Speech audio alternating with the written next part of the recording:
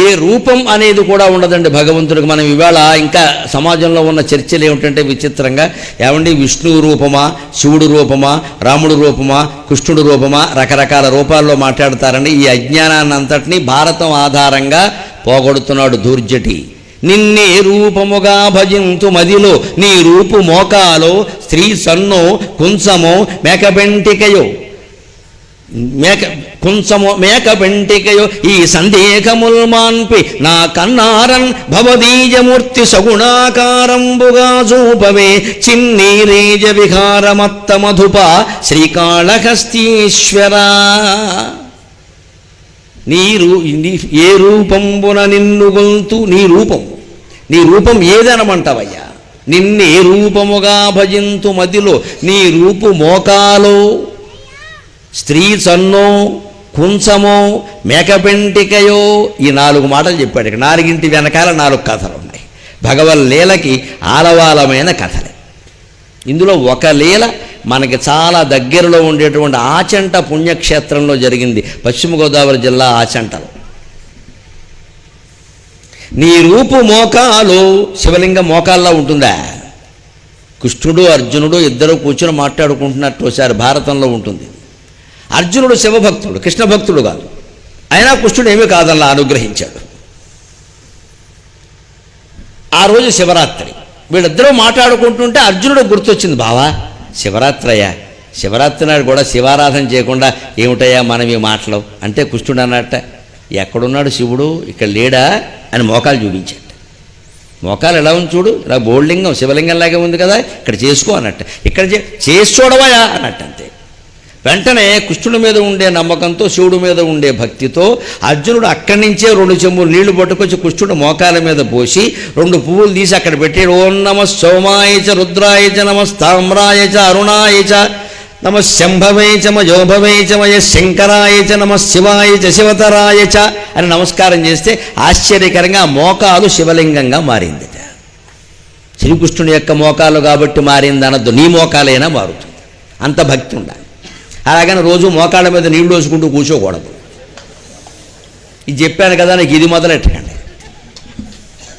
అందరికీ అలా జరుగుతుందని కాదు, జరగదని కాదు, సమస్య అది కాదు. అక్కడ శివలింగం అంటే మనస్సులో స్మరించగలిగితే మోకాలు కూడా శివలింగం అవుతుందయా. నువ్వు ప్రత్యేకం ఎక్కడికో వెళ్ళే దేవుడి శివక్షేత్రం ఇక్కడ లేదు కదా, ఎక్కడికి పోతావు, దాని ఉద్దేశం అది. ఒక్కోసారి మనం క్షేత్రాలకు వెళ్ళలేకపోతాం. శివరాత్రి నాడు ఇంట్లో మంచంలో ఉంటారమ్మా, ఎక్కడికెడతారు? గుళ్ళోకి కూడా వెళ్ళలేరు. గుళ్ళోకి కూడా బాధపడక్కల్లా, మనసులో స్మరిస్తే చాలు. గుండ్రంగా ఏది కనపడితే అదే శివలింగం, దానికే ఉంది. అందుకని మోకాలు కనపడదు, మోకాలకు చేయమన్నాడు. ఇంకో చోట ఇదే చెబుతున్నా, పశ్చిమ గోదావరి జిల్లా ఆచంట. 2 మిత్రులు ఉన్నారు. ఇద్దరికి ఏవో వ్యసనం ఉండేది. ఆ వ్యసనం ఏమిటంటే ఆ రోజుల్లో వేశ్య వ్యసనం. 2 శివరాత్రి వచ్చింది. ఇందులో ఒక మిత్రుడు కాశీయాత్రకు బయలుదేరాడు. 2వ మిత్రుడిని రమ్మన్నాడు. వీడు అన్నాడు, మనకి మనస్సు ఒప్పదురా అబ్బాయి, ఎందుకంటే కనకాంగ ఒప్పుకోదు అన్నాడు. వాడు గొడవ వాడిది. కనకాంగ ఒక కేసు ఉంది వీడికి. ఈ శివరాత్రి నాడు కూడా తప్పదురా, ఇంకెందుకు నువ్వు వెళ్ళొచ్చి, స్నేహమే, వ్యవహారం నువ్వు వెళ్ళొచ్చి అని వీడు వెళ్ళిపోయాడు. వీడు మామూలుగా శివరాత్రి నాడు కూడా ఆ కనకాంగ దగ్గరికే వెళ్ళాడు. వీడు కూడా వెళ్ళింది. కానీ ఆవిడ ఎంత వేసినా ఆవిడకు కొన్ని నియమాలు ఉన్నాయి. ఏమిటండి శివరాత్రి నాడు కూడా ఏమిటిదండి? నాకు అవన్నీ అనవసరం, నేను డబ్బు ఇచ్చాను కదా అన్నాడు. కానీ ఆ రోజుల్లో ధర్మం చూడండి, వృత్తి న్యాయం, ప్రవృత్తి ధర్మం.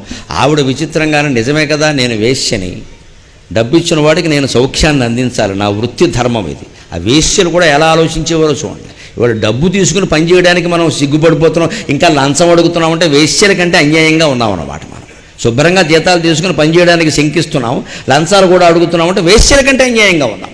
ఆ రోజుల్లో వేశ్య కూడా నాకు డబ్బు ఇచ్చాడు ఈయన, శివరాత్రి సంక్రాంతి నాకు అనవసరం, ఈయన సుఖపెట్టడం నా పూచి అని చెప్పి, నిజమేనయ్యా నువ్వు ఇచ్చావు, నేను కాదనలే, నీ ఇష్టం అని పాపం అతనికి సహకరించింది. ఆ రాత్రి 12 గంటలకి లింగోద్భవ కాలం అయిందండి. శివాలయంలో గంటలు మోగుతున్నాయి. ఓం నమ శంభవే చ మయోభవే చ నమ శంకరాయ చ మహేశ్వరాయ చ నమ శివాయ చ శివతరాయ చ నాగేంద్రహారాయ త్రిలోచనాయ భస్మాంగరాగాయ మహేశ్వరాయ నిత్యాయ శుద్ధాయ దిగంబరాయ తస్మై నకారాయ నమ శివాయ మందాకినీ చలచందన చర్చితాయ నందీశ్వర ప్రమథనాథ మహేశ్వరాయ మందార ముఖ్య బహుపుష్ప సుపూజితాయ తస్మై మకారాయ నమ శివాయ తస్మై శికారాయ నమ శివాయ తస్మై వకారాయ నమ శివాయ తస్మై యకారాయ నమ శివాయ. ఈ మంత్రాలన్నీ వేశ్యవాటికలోకి వినపడుతున్నాయి. ఈ కుర్రాడు మంచం మీద కూర్చుని విన్నాడు. వాడి మనస్సులో విపరీతమైన క్షోభ. ఛ ఎంత దుర్మార్గుణ్ణి, నా మిత్రుడు రమ్మన్నాడు, పైగా మా ఊళ్ళో శివలింగం కాదు కాశీ వెడుతున్నాను రమ్మన్నాడు. వాడు 15 రోజులైంది వెళ్ళి, వాడితో వెళ్ళుంటే ఈ పాటికి నేను అక్కడ అర్చన చేసుకునేవాడిని.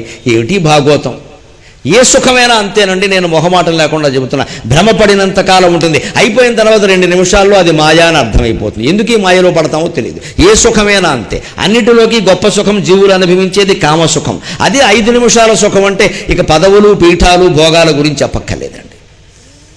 మనం ఊడికే వెంపర్లాడిపోతూ ఉంటాం కానీ ఆడామొగ ఈ దిక్కుమాలిన సుఖాల కోసం ఇంత చేస్తే ఈ సుఖం పొందేది 10 నిమిషాలు, తర్వాత మళ్ళీ క్షోభే బాధే. అతనికి అప్పుడు అనిపించింది ఆ మాట, ఈ సుఖం కోసం నేను అది వదిలేశాను. గుళ్ళోంచి మంత్రాలు వినపడుతున్నాయి, ఇప్పుడు కూడా నేను మంచం మీద ఉన్నాను, నాకంటే దుర్మార్గుడు ఉంటాడా? నా మిత్రుడు ఈ పాటికి కాశీలో అభిషేకం చేస్తూ ఉంటాడే అని వాడు మనస్సులో పశ్చాత్తాపం కలిగితే అప్పుడు ఆ అమ్మాయికే చూశాట. ఆ అమ్మాయి అలా పక్కకి తిరిగి పడుకుంది. ఆవిడ స్థనం ఒకటి అలా కనపడితే బయటికి అది శివలింగం అనిపించింది. ఏమీ ఇది మాత్రం ఎందుకు కాదు, భారతంలో చెప్పిన మోకాల శివలింగం అయింది అనుకుని అక్కడే అర్చన చేశాట.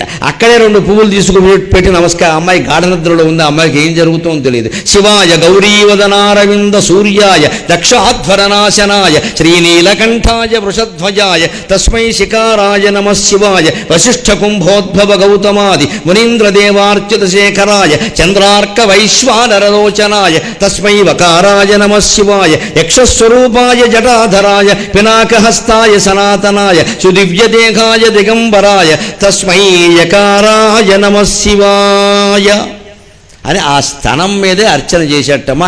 అక్కడే శివలింగం ఆవిర్భవించింది. ఇప్పటికీ మీరు పశ్చిమ గోదావరి జిల్లా ఆచంట వెళ్ళి చూస్తే స్థన రూపంలో శివుడు మనకు దర్శనమిస్తాడు. అంతకంటే ఏం కావాలి? ఏ రూపంలోనైనా ఉంటాడు అనడానికి. ఇంకో విచిత్రం, మేకపెంటికయో కుంచమో ఓ షావుకారు గారు ఉన్నట్ట. ఆయన దగ్గర గుమాస్తా పని చేస్తున్నట్ట, ధాన్యం షావుకారు. ఆయన కుంచంతో రోజు 1 2 3 4 అని కురుసు 1 2 లాభం అంటారు. 1 లాభం 2 3 4 5 6 6 1 అంటాడు. 7 అండమని లెక్క అంతే కదా, కొలుస్తున్నట్ట. ఆ రోజు శివరాత్రి. షావుకారు గారు ఆయనకి సెలవు ఇయ్యలేదు. ఇవాళ మనకి ధాన్యం బేరాలు వస్తున్నాయి అబ్బాయి, నువ్వు పెడితే సాయంత్రం గుళ్ళోకి వెళ్ళు, ఉండాల్సిందే అన్నాడు. ఈ పాపం కొలుస్తున్న గుమాస్తా కనిపించింది. రోజు ఈ కొంచెం లెక్కలేరా, ఆయనేమో వదలట్లేదు అని అనిపిస్తే ఆశ్చర్యకరంగా ఆ కొంచాన్ని బోర్లించిన కొంచెం శివలింగంలా ఉందమ్మా. అదే కుంచేశ్వర స్వామి క్షేత్రం. అది కూడా కుంచినపల్లిని ఉంది కుంచేశ్వర స్వామి క్షేత్రం. మన గోదావరి జిల్లాలోనే ఎక్కడో కుంచినపల్లి క్షేత్రం అంటారు. కుంచేశ్వర స్వామి కొంచెం ఆకారంలో ఉంటాడు. అంచేది కొంచెం కూడా శివరూపమే. మేక పెంటికయో ఒక గొల్లవాడు ఉన్నట్ట, మేకల్ని మేపుకుంటున్నట్ట. ఆ రోజు శివరాత్రి, యజమాని సెలవీయలేదు. అతనికి మాత్రం శివుడి గుళ్ళోకి వెళ్ళిపోయాం అని బాధపడుతున్నాడు.